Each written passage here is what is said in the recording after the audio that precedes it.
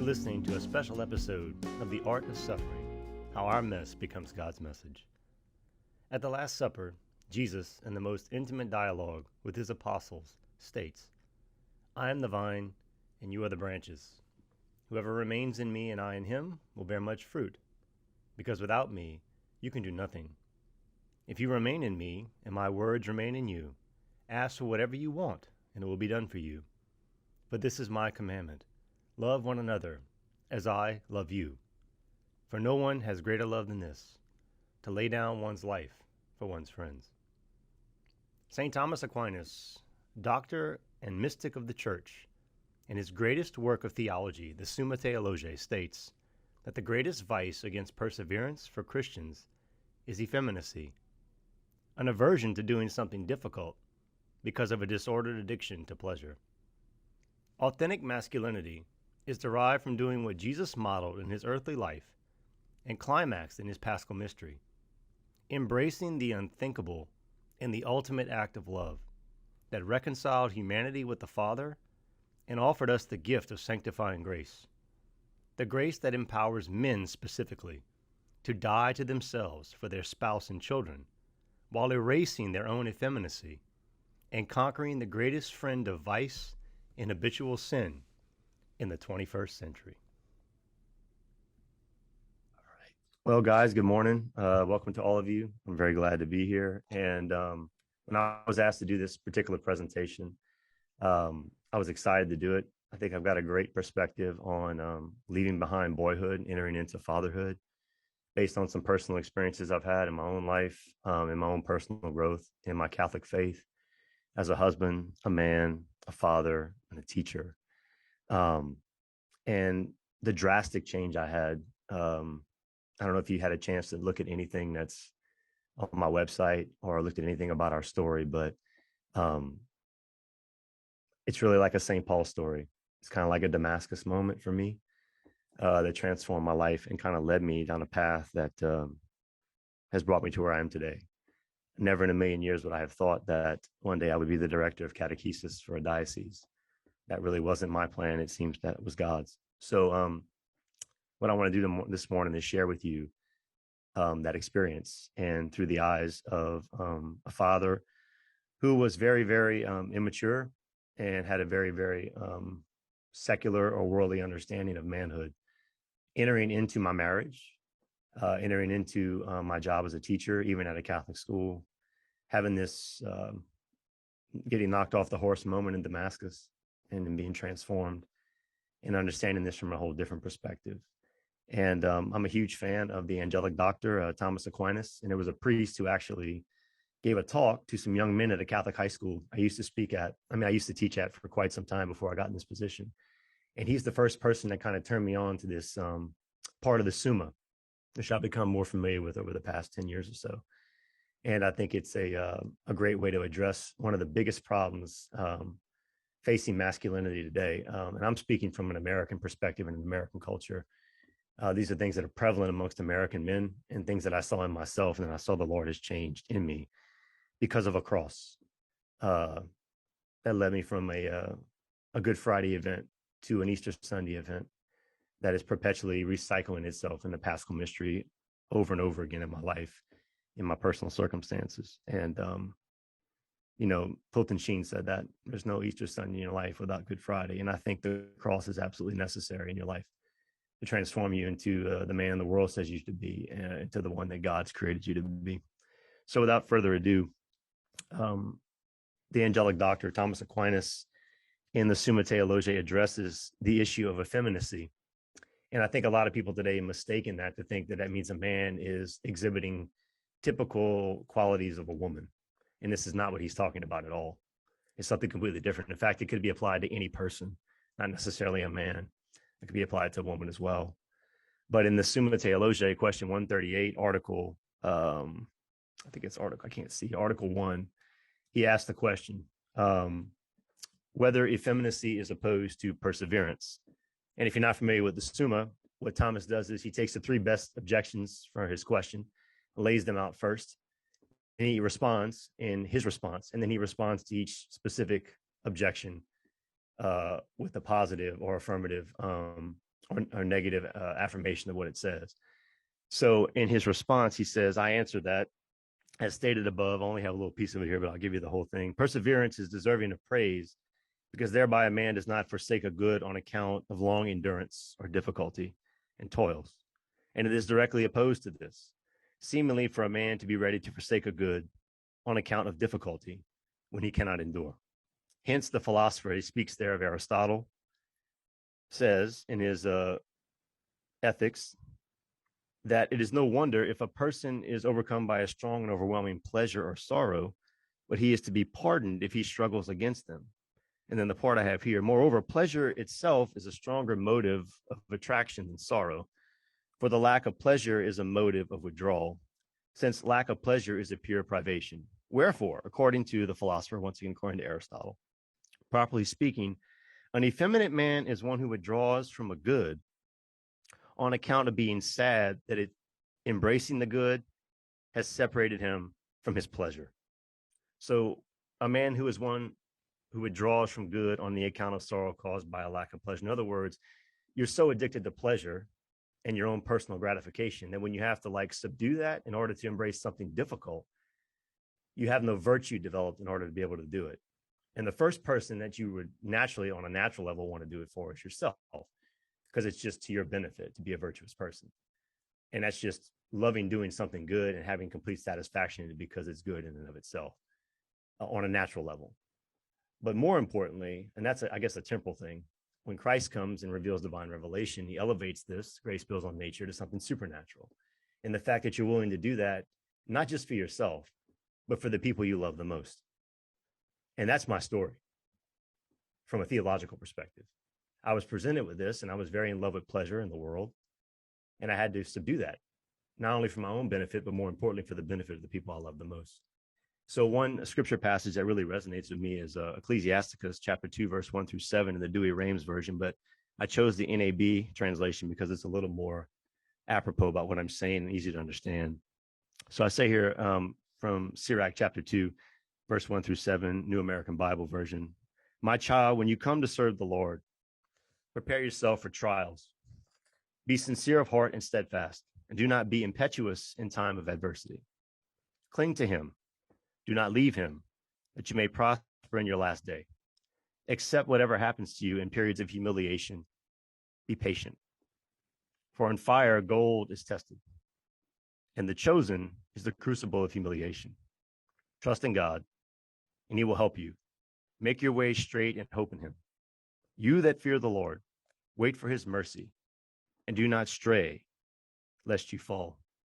I think Kennedy Hall, in his book, Terror of Demons, Reclaiming Traditional Catholic Masculinity, emphasizes this passage to its height in my personal journey, in my personal cross, when he says, in essence, effeminacy is a vice that is opposed to the cross, which is an unfortunate characteristic that might explain the multitude of soft men who reject life's redemptive suffering in pursuit of temporal pleasure.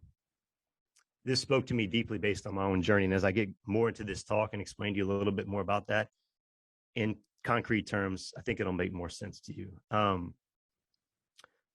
So a little bit about me. Growing up, I think we all know there's a biological progression of maturation. You start as an infant and you slowly biologically morph into an adult. And there's different markers along the stages of biological development in a temporal sense and a medical sense that show you've advanced from infancy into adulthood. I think the same thing is true spiritually, and they're measured in pretty similar ways. And they're like markers that are set up to determine how you're growing spiritually. I'll sum it up this way. The way I did for many of my kids when I used to teach, after I had experienced what I had with my son, embraced it and allowed God to completely transform my life. And I'll tie it into my dad and my experience with my own family in just a minute. But you can be a completely self-sufficient adult by all the world's standards. You can provide every temporal need possible.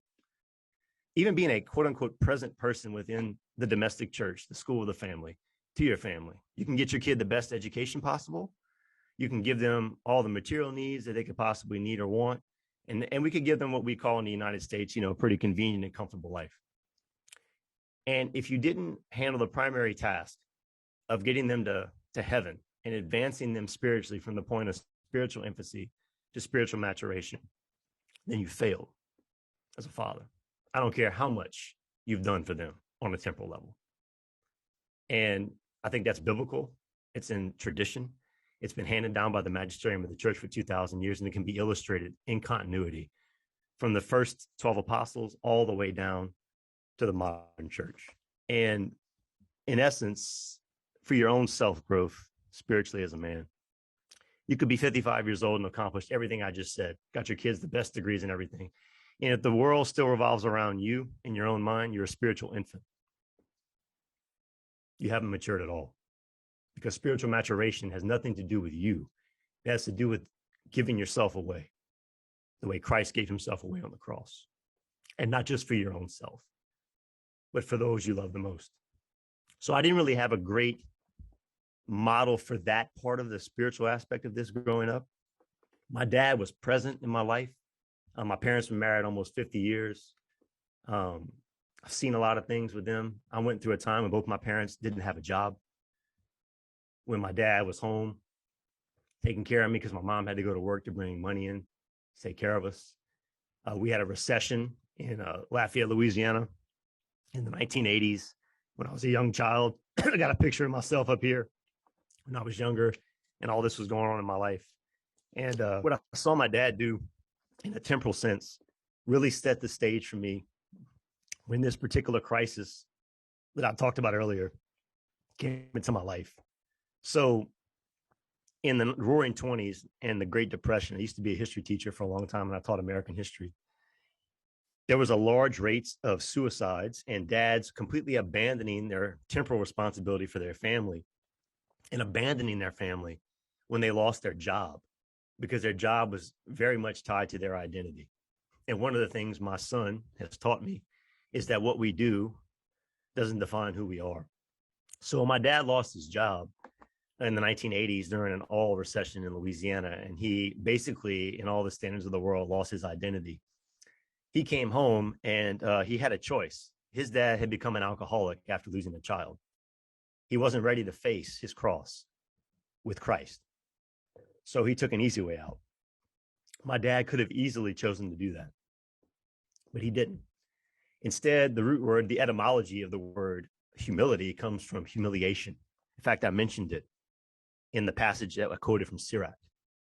And humiliation means you're going to take on something that's humiliating for the benefit of somebody else. So in a temporal sense, my dad never abandoned me or my mom.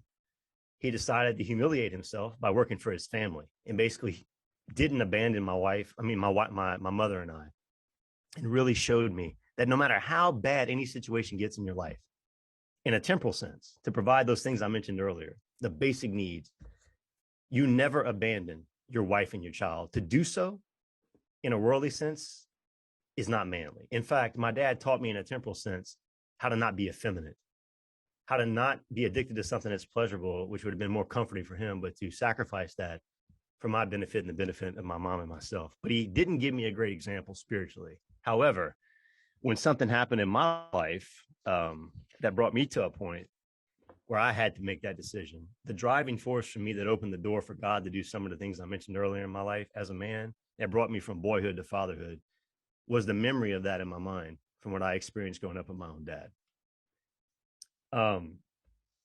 So God's going to use that as a catalyst along with my son, who is now 13 years old, was born with a severe birth defect, is a lifelong paraplegic, and has had over 5 brain operations in 13 years of his life, and has an older brother and younger brother. And when I got basically hit with this prenatal diagnosis about my son in a second pregnancy with my wife, when I was completely not expecting it, even though the world's inclination was to tell me that to alleviate my son's suffering, it would be more compassionate to kill him in utero rather than giving him life,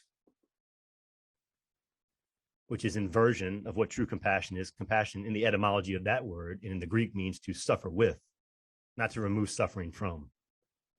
It's to suffer with.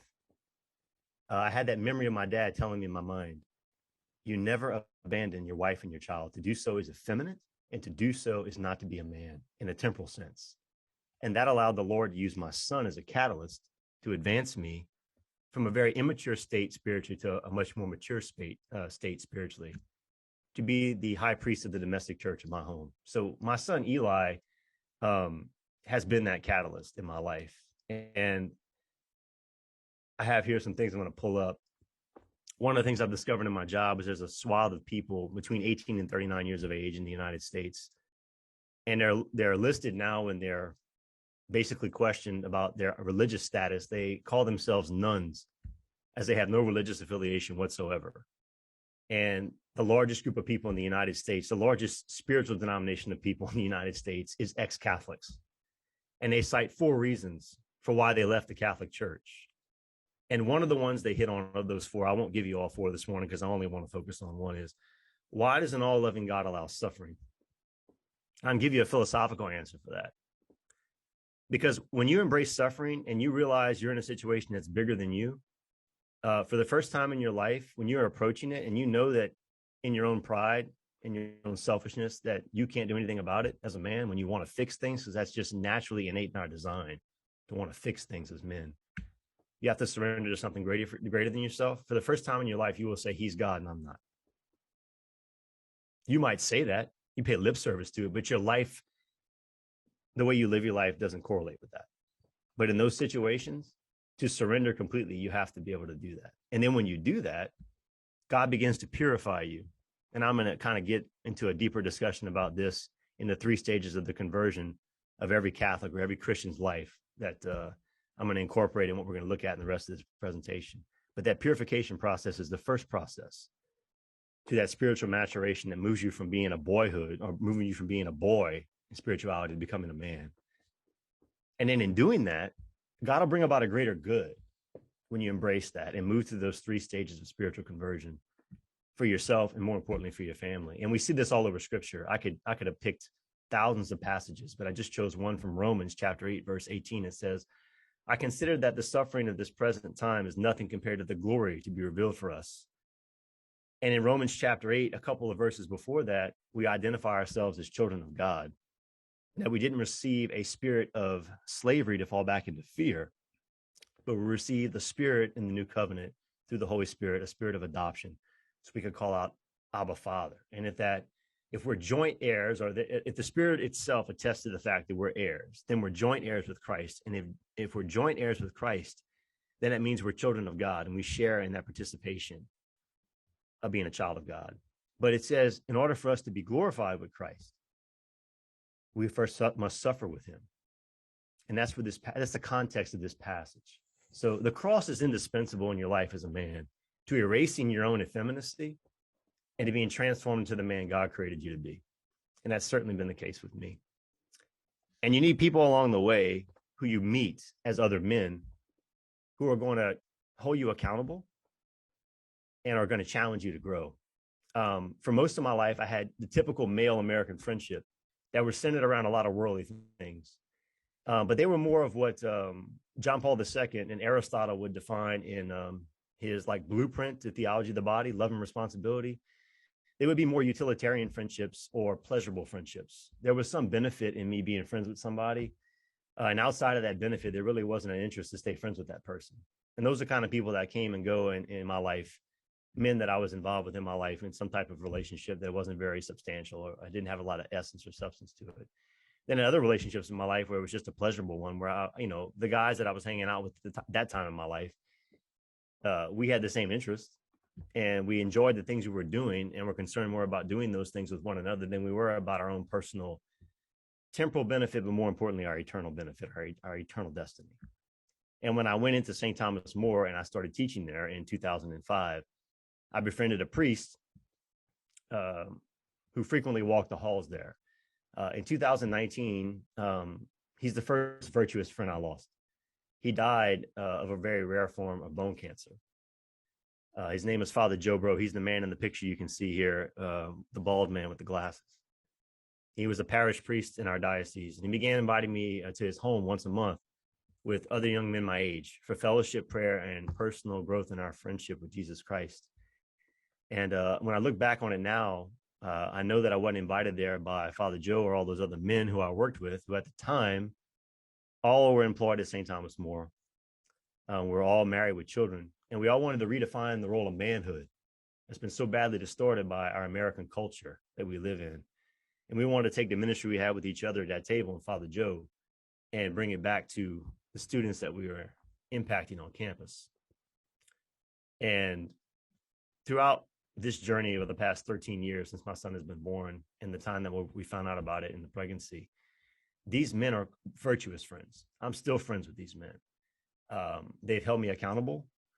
They've challenged my effeminacy. I have challenged theirs, based on the definition given you earlier by Thomas Aquinas, to become the men that God created us to be and to die to ourselves for the benefit of those we love the most. In fact, we called ourselves the dead chickens, and it was kind of a joke because we get together and we'd have chicken as a meal that we cooked in an oven. But really, Father Joe's symbolic meaning behind that was you're going to learn how to die to yourself for the benefit of those you love the most. And that, when you're doing that in word and deed, then you will be the men that God created you to be. And that will be a great witness to the world, because the world doesn't listen to teachers, it listens to witnesses. And if it does listen to a teacher, it's because they were first a witness. Pope Paul VI said that in his encyclical, or his apostolic exhortation, Evangelii Nuntiandi. And it's kind of a thing that I use to kind of perpetuate that idea in my diocese, not just for teachers, but for catechists and people that work in ministry.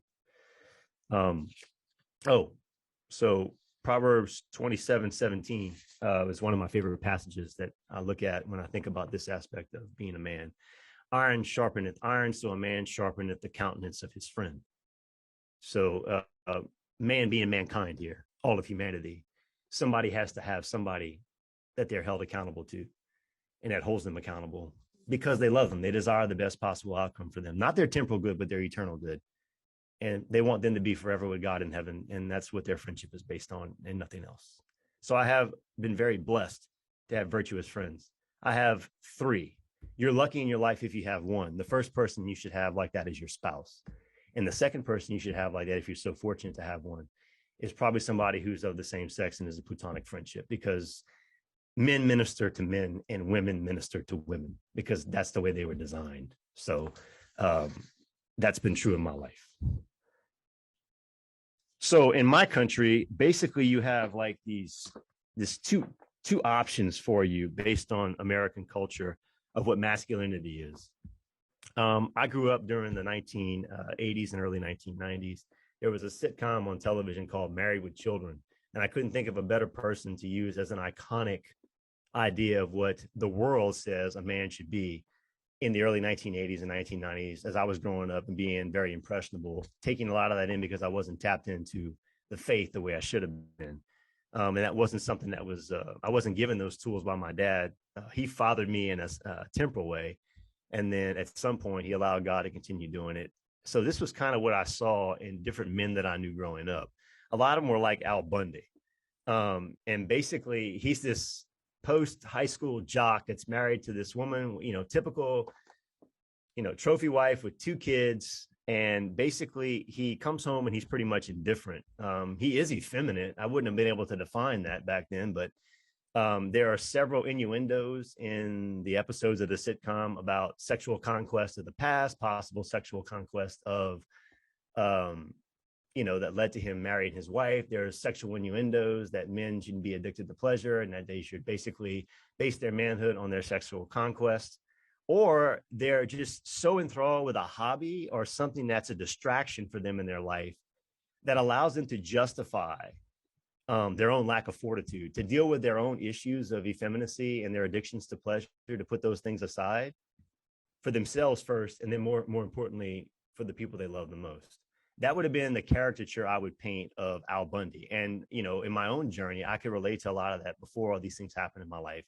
That was kind of the projected path I was on, a very worldly idea of manhood. So I was more of like a stoic, like in the sense that I liked my hobbies and they were a distraction. And it was easier to be enthralled with those things and measure my success based on worldly things I was doing for my family, rather than on the thing I needed to do the most for my family, which I was just forfeiting my responsibility to because I was too addicted to my own pleasure. I was too selfish.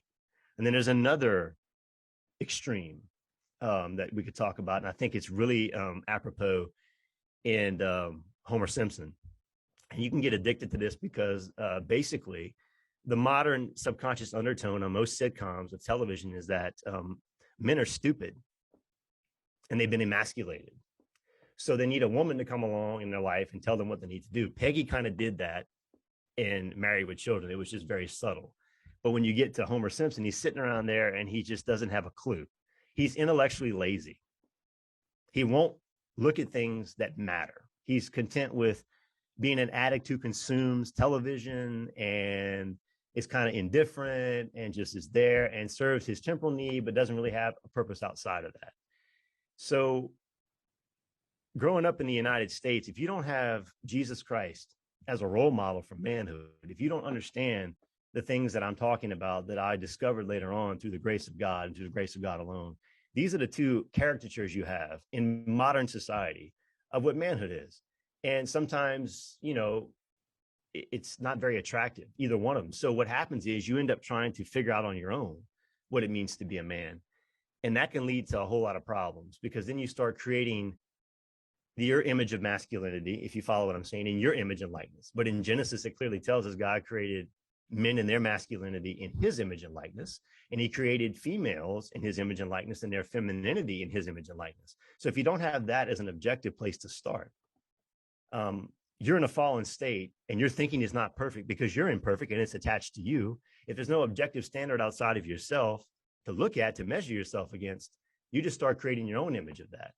And I think this is a perpetual problem today. And you see it manifesting itself in the transgender movement and the transhumanism movement, is that instead of us discovering reality, which is the way it's supposed to be, because our essence actually precedes our existence. John Paul Sartre inverted that. He says, no.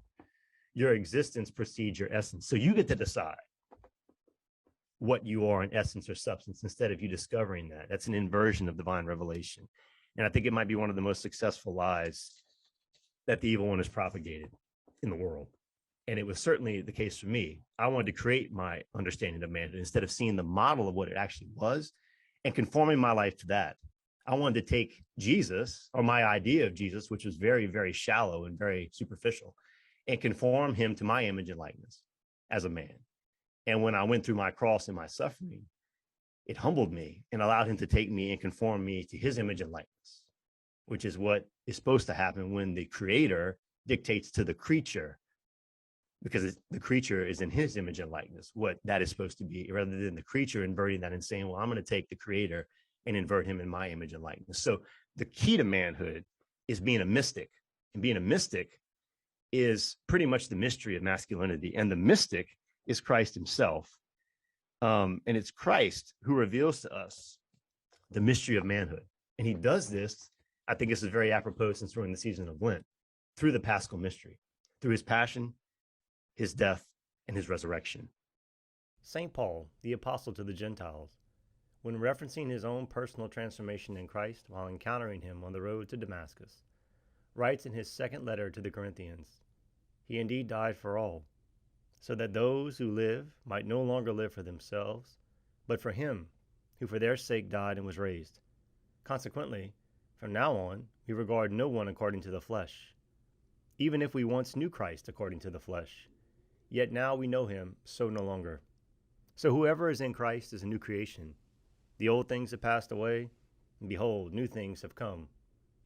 The key to authentic masculinity is found in the passion, death, and resurrection of Jesus Christ. The cross is the blueprint for leaving behind spiritual infancy and entering into spiritual adulthood. Christ's life, love, and suffering must manifest itself in each one of us, men and fathers, in our own homes, to make his immutable truth and eternal presence a reality within our own domestic church. More to come on that in the next episode. Please share this video, like, subscribe, and leave a comment. And if you would like to invite me to share this talk or speak about any other topic at an event, check out my books, shoot me a message on social media, or visit my website at chadjudice.com. Remember, we must boast most gladly in our weaknesses, so that the strength of Christ might be with us. For when we are weak, we are strong, because it takes a Good Friday to leave behind who the world says we should be, in order to rise with Jesus Christ on Easter Sunday as the individuals he created us to be. Saints, God love you, and we'll see you next time.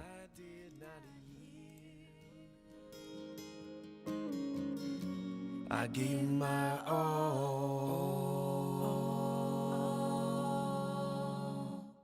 for your battlefield.